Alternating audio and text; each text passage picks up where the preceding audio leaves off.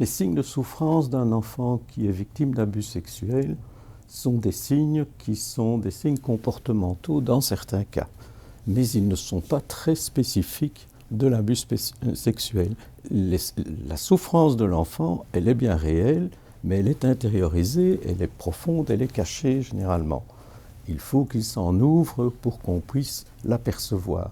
Donc ce qu'on peut généralement percevoir de l'extérieur quand il y a une situation de maltraitance sexuelle, ce sont des comportements sexuels qui attirent l'attention par rapport à ce que fait l'enfant à d'autres enfants et qui sont excessifs par rapport à ce qu'on observe généralement auprès des enfants.